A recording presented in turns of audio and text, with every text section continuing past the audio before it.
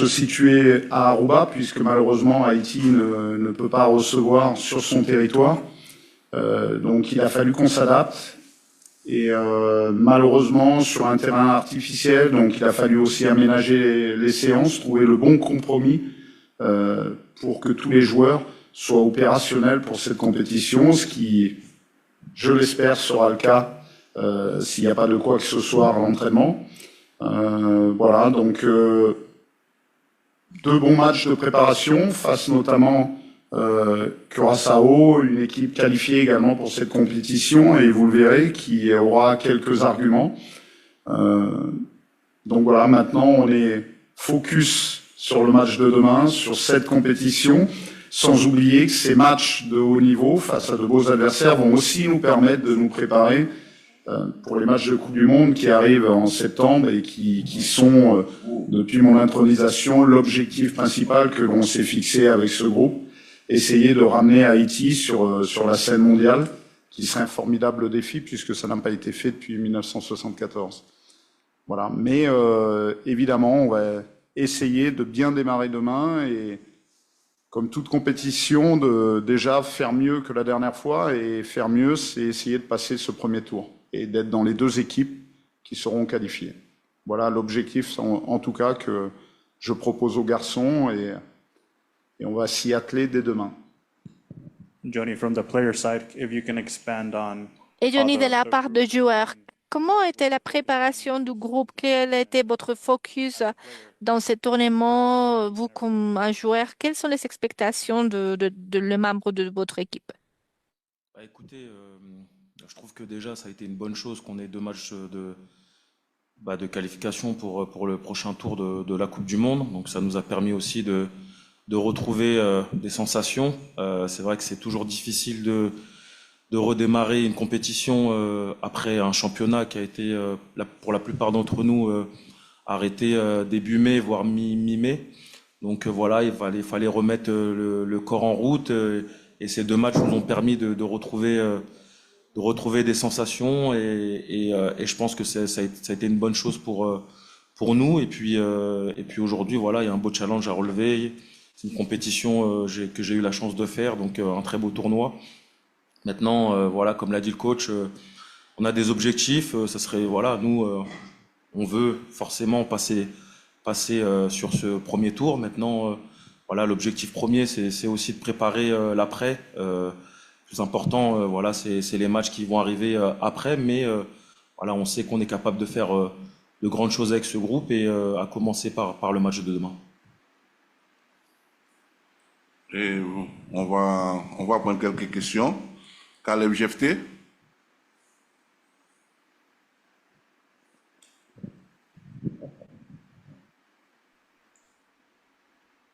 Caleb.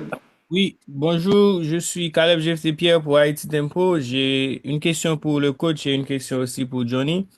D'abord, coach, comment se comporte l'équipe à 24 heures de ce premier match dans la Gold Cup? Et je voulais aussi savoir, qu'avez-vous dit aux joueurs après la défaite contre Curaçao?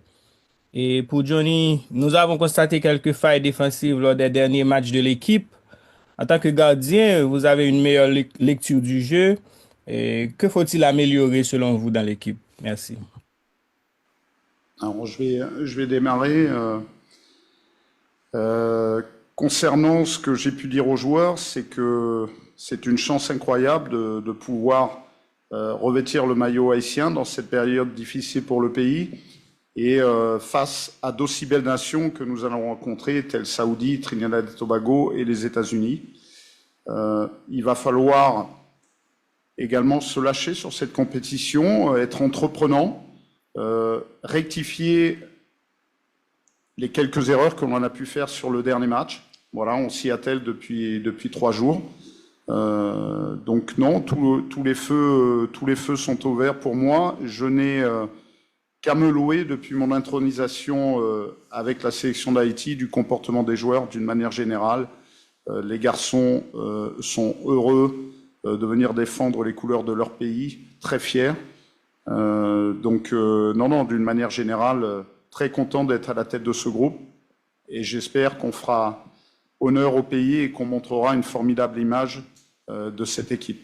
en tout cas, depuis 1 an et demi, j'ai qu'à louer leur comportement d'ensemble. Johnny.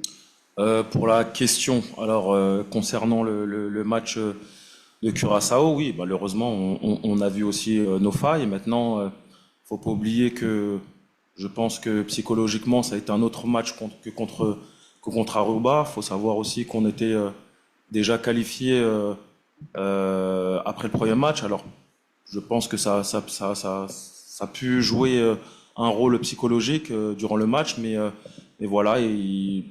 Je dis pas que c'est bien, mais je pense que c'est peut-être une bonne chose qu'on ait vu nos failles face à ce genre d'équipe pour nous permettre justement de travailler sur ça et pas faire les mêmes erreurs et essayer de bien préparer ce match de demain, tout simplement. Merci. On va passer aux questions de Ricardo Placide. Mon cousin. Ricardo? Apparemment, le micro de Ricardo est fermé.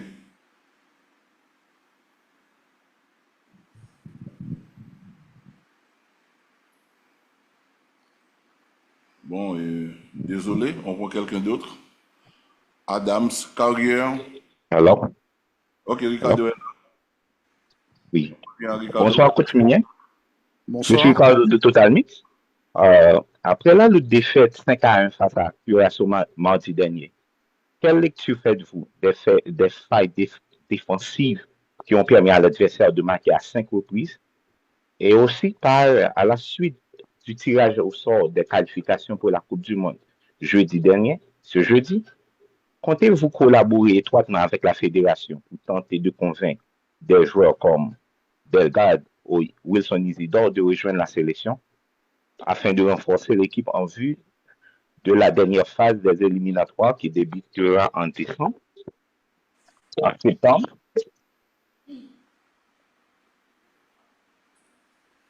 J'ai entendu la fin de la question et le début.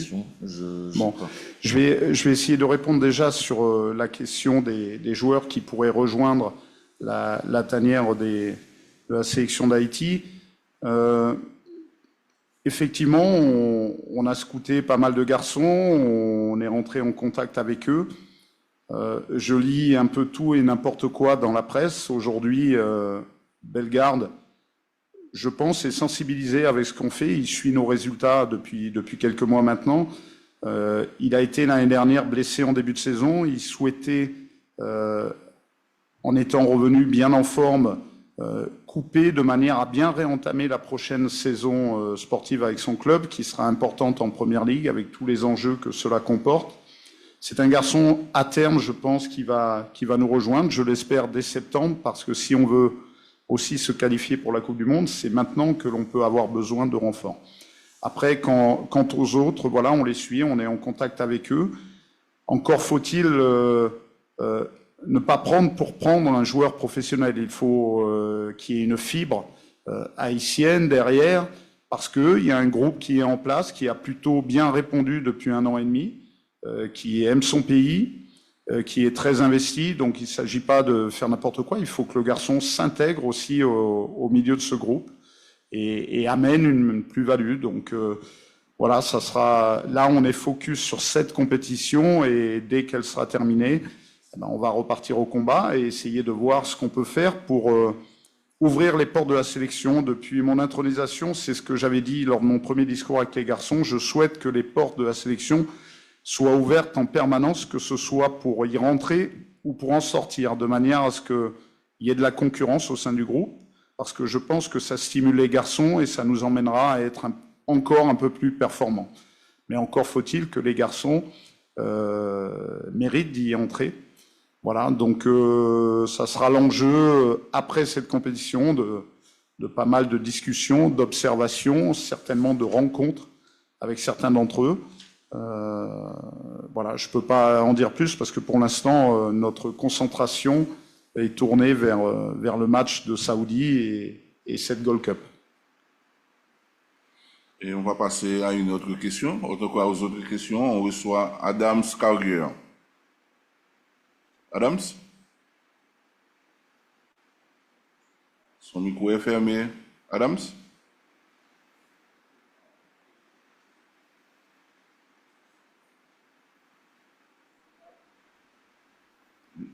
C'est bon, allez-y. Allô, bonsoir. Bonsoir. Oui, je salue Monsieur Minier. Je travaille pour Radio Gouv FM pour New York. En fait, j'ai une question pour Monsieur Minier. Comment as-tu digéré en fait la défaite contre Curaçao? Et une question pour Johnny Placide. Johnny Placide, tu as 37 ans maintenant. C'est peut-être ta dernière participation et pour la Gold Cup. Si on est qualifié pour la Coupe du Monde, est-ce que tu seras disponible pour l'équipe? Merci. Alors, je vais anticiper la question de Johnny, mais si on est qualifié pour la Coupe du Monde, j'ai du mal à croire qu'il ne va pas être disponible pour y aller. Pour revenir sur votre question me concernant et la défaite de Curaçao, évidemment que je hais la défaite. J'aurais aimé arriver ici et continuer une série d'invincibilité. Malheureusement, ce n'était pas le cas. Il faut positiver, peut-être se dire que la gifle qu'on a reçue va nous permettre de nous recentrer et de performer dès demain soir. Voilà. Maintenant, j'apprends aussi à connaître les Haïtiens. J'ai été surpris de voir la portée de cette défaite, les commentaires assez négatifs, même si notre job fait que c'est souvent le cas, il faut accepter la critique. Mais surtout quand elle est constructive. Je pense que pour essayer d'aller au bout et de se qualifier à la Coupe du Monde, on aura besoin autour de l'équipe d'ondes positives. Tout seul, on n'y arrivera pas forcément. Je rappelle aussi que depuis pas mal d'années maintenant, tous les matchs d'Haïti se font à l'extérieur, ce qui n'est pas rien en termes d'adaptation, parfois on n'est pas à l'abri de relâchement, on n'a pas le même soutien populaire que si les garçons avaient reçu Curaçao à domicile. C'est une réalité qu'on doit prendre en compte. Voilà. Mais je pense que si, honnêtement, les garçons sont centrés à 2000% sur la sélection et que s'il y a un soutien populaire à côté, s'il y a des ondes positives, ils seront pas loin de ramener la sélection en Coupe du Monde. Voilà, donc c'est tout ce que je souhaite. Quant à moi, voilà, on en a tenu les conséquences de cette défaite. On a fait un retour sur le match. On a essayé de corriger certaines choses à l'entraînement. Mais maintenant, on va être positif. Ce qui nous intéresse, ce match-là est passé. Moi, ce qui m'intéresse, c'est le match qui arrive et il arrive vite puisque ce sera demain.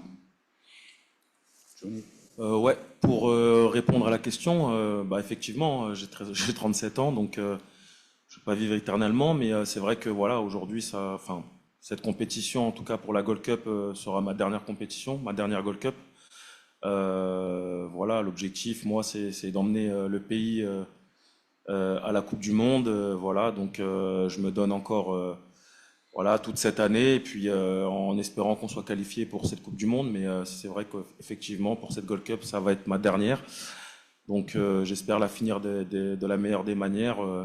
Voilà, aujourd'hui, je pense qu'avec toutes les années que j'ai passées en sélection, je me dois aussi de ramener cette sélection au plus haut niveau, et le plus haut niveau, c'est la Coupe du Monde. Donc je ferai tout en tout cas pour ramener cette équipe en Coupe du Monde.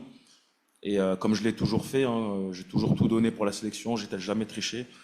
Donc voilà, je continuerai comme ça jusqu'à la fin. Voilà. Ok, on prend une toute dernière question Thank you. avec Caleb Pierre. Caleb? Oui, merci. Question pour Capitaine Placide. Capitaine, vous avez parlé de la fin en sélection, mais comment voyez-vous la relève à ce poste de gardien de but?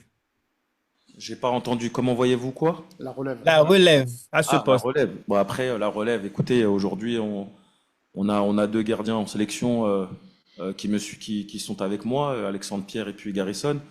Donc après, voilà, ça sera au coach de voir la relève avec les gardiens qu'il y a dans le monde en tant qu'haïtien. Mais voilà, moi, je me concentre sur moi déjà. J'essaye de faire mon boulot jusqu'au bout, essayer de bien le faire au maximum.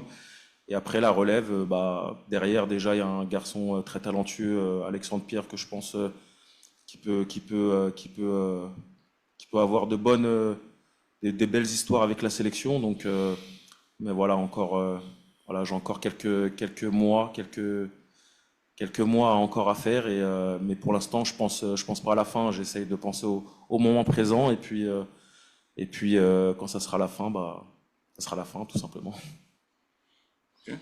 We thank Coach Sébastien Minier and player Johnny Placide for their time. Remember that you can find the complete conferences on the CONCACAF Media or platform. Thank you. Thank you so Merci. much. Okay.